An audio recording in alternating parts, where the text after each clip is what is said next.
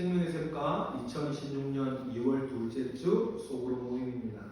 이스라엘의 회복 약속이라는 제목이고요.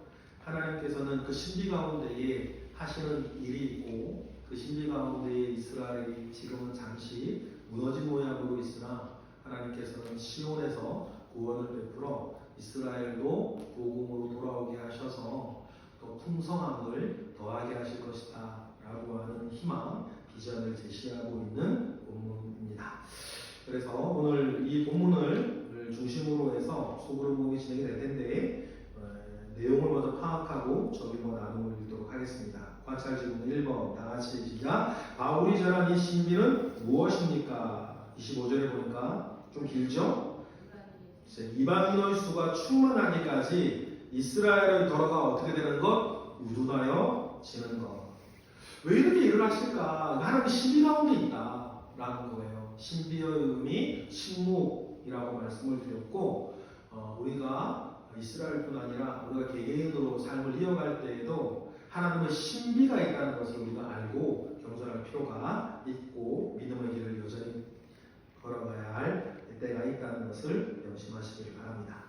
2번입니다. 시작. 구원자가 시온에서 오셔서 하시는 일은 무엇이라고 했습니까?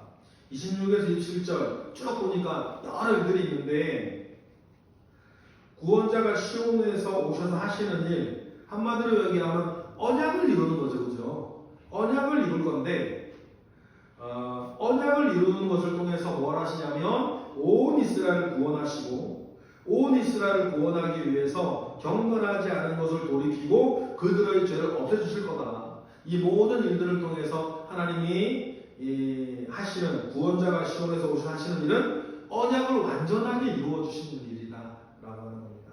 그 과정에서 많은 경우에 사람들에게는 이스라엘에게는 믿는 이들에게는 신비와 같이 우리가 알 수 없는 어떤 일들 속에 일이 진행되어질 때가 있다는 것을 기억을 하고 교만하지 말고 낙심하지 말고 그 믿음의 길을 걸어가라는 것이 골격이겠습니다. 3번 다 같이 시작. 하나님의 음성과 부르심에는 무엇이 없습니까? 후회가 없다. 다른 말로 실패가 없다. 하나님을 신뢰하라는 것입니다. 우리도 마찬가지입니다. 여러분 하나님의 은사와 부르심에는 뭐가 없다? 후회하심이 없다. 실패가 없다는 것을 기억을 하고 나나 환경을 신뢰하지 않고 하나님, 후회가 없으신 하나님을 신뢰하는 우리 모두가 되기를 바랍니다. 4번 시작. 하나님께서 모든 사람을 순종하지 아니하는 가운데 가두어 두시는 목적은 무엇입니까? 이것은 신비로운 어떤 일들 중에 하나인데 32절에 보니까 모든 사람에게 긍휼을 베푸시기 위해서다.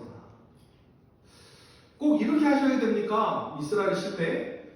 우리가 그걸 확실히 알 수가 없어요. 그러니까 뭐다? 신비다.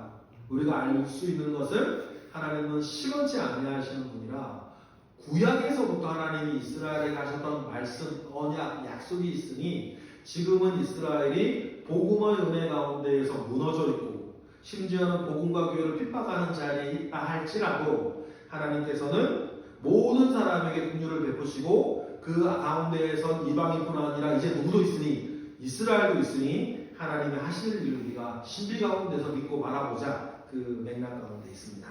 5번입니다. 시작. 세상 만물과 주님의 관계는 무엇입니까? 36절 보니까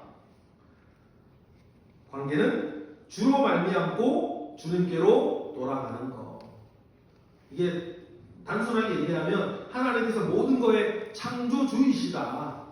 그 권능과 그 힘을 믿고 우리는 살아가야 한다. 믿음 가운데 있어야 된다. 다시 한번 뭐라고 느껴지더라도 신비로움이란 신비 가운데 하나님의 침묵과 알지 못하는 일들 가운데 어떤 일들이 돌아가고 있는 것 같다 하더라도 모든 것이 주로부터 나오고 모든 것이 주로부터 주께로 돌아갈 것이니까 그 창조 주 되시는 주님의 권능과 뜻과 그 성품, 섭리를 믿고 우리는 살아가야 한다라는 것이 마무리가 됩니다.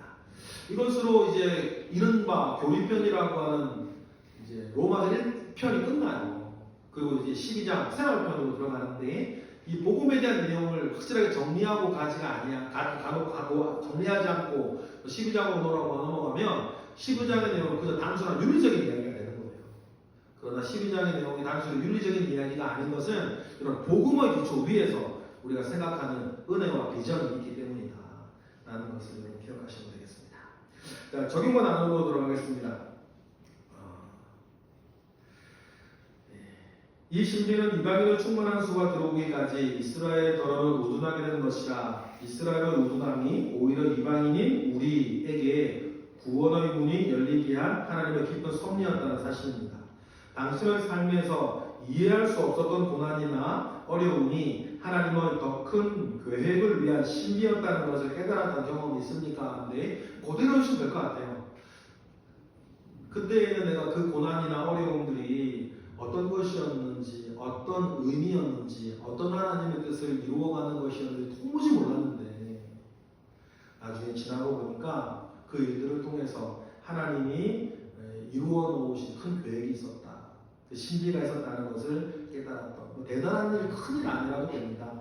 그런 것들을 우리가 경험을 나누어 보시면 그 나누어지는 경험들을 통해서 지금이나 앞으로 우리가 어떤 이 신비에 대한 믿음이 필요할 때 서로가 서로를 돕는 은혜들이 될 것 같습니다.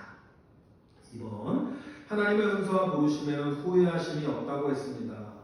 이스라엘을 향한 하나님의 은사와 부르심이 변하지 않는다는 이 진리가 당신을 향한 하나님의 변함없는 사랑과 약속에 대해 어떤 확신과 위로를 줍니까? 그대로 하시면 되고요. 그것이 무엇이냐인데 조금 더 디테일하게 말씀을 좀 나누어 보면 그걸 조금 이제 지금 여기에서 아니면 지금 거기에서 어떤 은사, 어떤 부르심이 내 속에 있느냐, 요걸 좀 얘기하는 것도 좋아요. 지금 여러분이 있는 곳 여기에서 나의 은사와 나의 부르심이 뭐고, 지금 내가 거기는 여러 가지가 있겠죠? 하나님이 내게 주시는 은사와 부르심은 뭐다. 이걸 한번 우리 얘기를 해보시고, 그것 위에 내가 서서 살아갈 때 그것이 나에게 어떤 확신과 위로를 주는지 나누어 보시는 시간이에요. 이것이 우리 미래의 시간을 향한 이 비전이 오늘의 우리에게 큰 확신과 위로를 주니까 어떤 뜻을 품고 내가 살아가는지 여러 가지를 좀 나누어 보시는 시간 가지면 좋을 것 같습니다. 3번, 바울은 하나님과 이방인의 구원 역사에서 불순종과 긍휼이 교차되는 역설적인 섭리를 강조합니다. 당신이 받은 긍휼이 당신이 잘나서가 아니라 하나님의 지혜와 모두에게 긍휼을 베푸시는 하나님의 은혜인 것을 깨달을 때 당신은 어떤 자세로 살아야 한다고 생각합니까? 이 맥락 안에서 결국 로마서의 맥락 안에 생각하면 다른 교우들에 대한 존중에 대해서, 왜냐하면 그런 신비가 나에게도 있는 것처럼 그런 신비 속에 누구도 있으니까, 다른 교우도 있으니까 다른 교우에 대한 그 존중을 어떻게 할 수 있는가, 할 수 있겠는가, 그런 이야기를 나누어 보시는 게 좋고, 또 다른 목회자에 대한 존중에 대해서도 우리가 왜 그렇게 해야 되는가, 그것을 이야기 나누어 보시면 좋겠다고 생각을 합니다. 모든 사람에게 긍휼을 베푸시는 하나님의 은혜를 우리가 생각할 때 내가 다른 교우들은 어떻게 존중하고 또 목회자들에 대해서 어떻게 존중할 것인가, 왜 존중해야 되는가, 그런 부분들을 나누시면 더 좋을 것 같다는 생각이 드네요. 4번, 바울은 하나님의 섭리 앞에서 깊도다 하나님의 지혜와 지식을 풍성하며 그의 판단은 헤아리지 못할 것이며 그의 길은 찾지 못할 것이로다 라고 찬송을 부릅니다. 당신의 삶에서 하나님의 지혜와 섭리가 너무 깊어서 다 이해할 수 없는 것을 인정했던 순간은 언제였습니까? 그때 당신은 어떤 결심을 했습니까? 이런 건데 이것이 여러분 1번과 되게 유사해요. 1번과 유사해서 연결해서 함께 해주셔도 되고, 크신 하나님을 경험했던 순간, 우리 하나님은 정말 크시다, 우리 하나님은 정말 크신 분이로구나 라는 것을 여러분 느끼셨던, 참 좋으신 분이시다 라고 하는 것을 느끼셨던 순간으로 좀 이야기하시면 1번과 약간 결이 다르게 이야기할 수는 있고 1번과 4번을 함께 엮어서 이야기하셔도 좋을 것 같습니다. 5번, 이는 만물이 주에게서 나오고 주로 말미암고 주에게로 돌아갈 것이니라. 이 말씀은 모든 것의 근원, 과정, 목적이 오직 하나님께 있다는 것을 선포합니다. 당신의 삶에서 나에게서 나오고 나로 말미암는 것이 아니라 오직 주에게서 나오고 주에게로 돌아가는 삶이 되기 위해 지금 버려야 할 것은 무엇입니까? 주님을 인정하지 못하고 주님을께 순종하지 못하게 하는 내가 틀어지고 있는 어떤 것, 생각, 소유, 욕심, 야망, 염려, 불안들이 있는가, 그런 것들을 나눠보는 시간인데, 결론은 뭐죠? 그럴 필요 없다. 크신 하나님을 기억하고 그럴 필요 없다라고 하는 면에서 결론을 맺어주시면 될 것 같습니다. 그렇게 해서 6월 둘째 주 우리 소그룹 모임도 잘 진행해 주시기를 부탁을 드립니다. 기도하겠습니다. 하나님 감사합니다. 크신 은혜 가운데에 우리 소그룹들을 기억하여 주시고 크신 능력으로 함께 하시고 우리 구역들을 좀 기억하사 구역 가운데에 또 구역원들 사이에 우리가 모였을 때에 우리의 은혜와 우리의 연합이 큰 축복이 되게 하시옵소서. 그래야 주를 믿고 감사하며 예수 그리스도의 이름으로 기도드렸나이다. 아멘. 네, 수고하셨습니다.